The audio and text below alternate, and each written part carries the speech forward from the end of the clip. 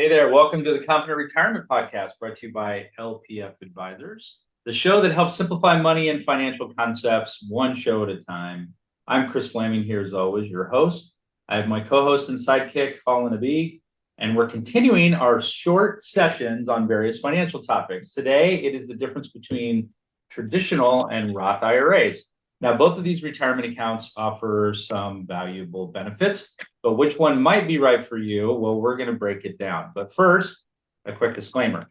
The information we provide is our opinion and not necessarily that of our firm or this platform. We're providing general info only on the podcast and not any customized investment advice. Nothing should be construed as financial, tax, or otherwise advice. You should consult with your own professionals on your personal situation. Beautiful. Thank you, Kris. So when it comes to planning for retirement and choosing between the Roth IRAs and the traditional IRAs, it can be a bit tricky, especially if you're not sure on how they differ. So this is one of the biggest comparisons that we get through in all of our appointments. So understanding these differences is key to making the best choice for your financial future. So Kris, we can't get into every nuance with the IRAs today, but what are some of the basics that our listeners should know? Okay, well, first of all, an IRA stands for an individual retirement account, and it's just simply a savings vehicle. Let's think of it as a box that offers tax advantages to help you save for retirement. The main difference between a Roth IRA and a traditional IRA lies in how those are taxed or the tax advantages that come with each one. So with a traditional IRA, your contributions are typically tax deductible. This means if you contribute, let's say $6,000 in a year to an IRA, you can deduct that amount from your taxable income, reducing your tax liability for that year. However, when you retire and start withdrawing the money, taking it out from your traditional IRA, and that usually happens after 59 and a half, then those withdrawals will be taxed at that time as ordinary income. So in other words, you're getting a benefit now when you put it in, but then later you'll pay taxes when you access the funds. All right. And then the Roth works differently. So the biggest difference here is that the contributions that you make to a Roth are made with after-tax dollars. They're not deductible. And that means you don't get a break when you contribute them now. However, when you retire and start taking withdrawals, then those withdrawals are going to be completely tax-free, what you put in and also the interest that you earn. So no taxes on the growth. No taxes on the withdrawals as long as you follow the rules, which we might cover in a future episode. So with a Roth, you're paying taxes now, and you get to enjoy the benefit of that later. Everybody loves that tax-free money. Yes. All right. So how do we decide which one's right for a person's situation? Okay. That's a good question. So one of the biggest factors to consider is what your current tax bracket is or your current tax rates are versus what you think or what you expect them to be in retirement. So if you're in a really high tax bracket now and you think you might be in a lower one in retirement, then a traditional IRA might make more sense because it has deductibility. You can take advantage of the tax deduction now and you'll pay taxes later at a lower rate, hopefully when you take the money out.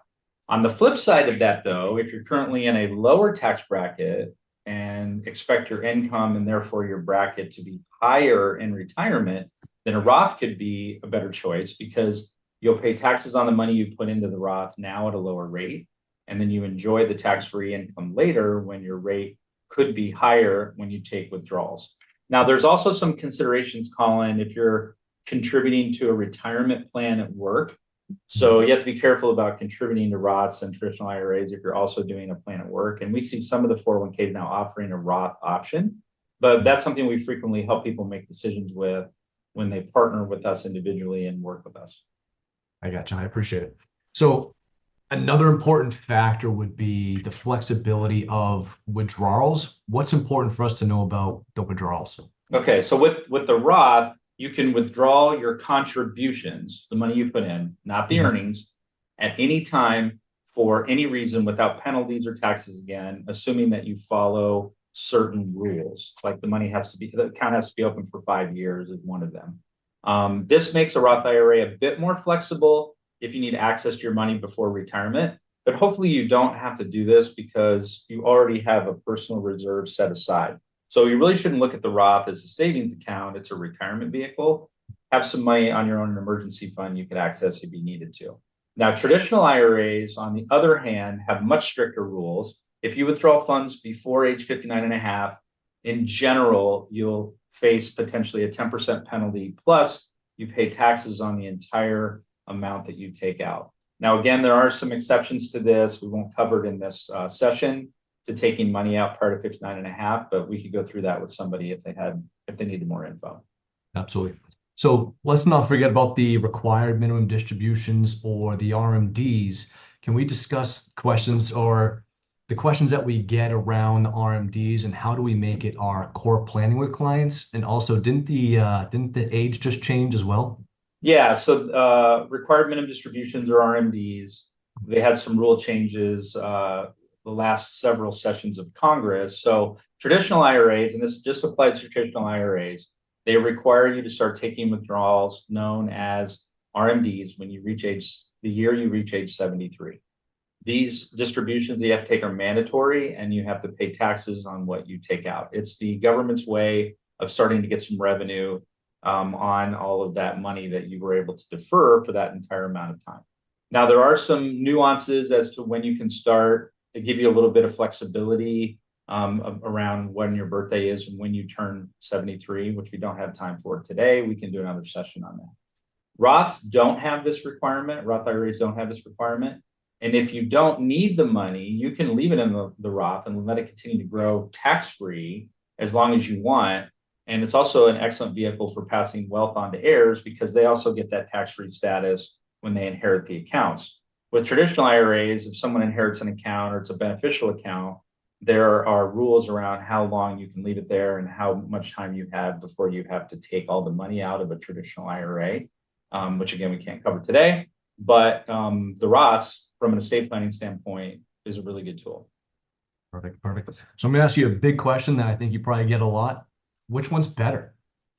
Oh, wow. Well, it depends on the person's personal situation. If you really think you're going to be in a lower tax bracket in retirement than you are now, then a traditional IRA makes a lot of sense.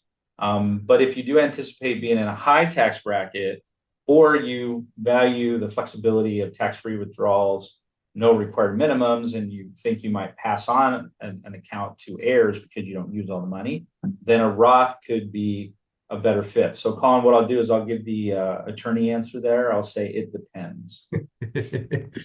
Perfect. So, I mean, I guess it all depends on what your current financial situation is, what your future expectations are, and really what your retirement goals are long term.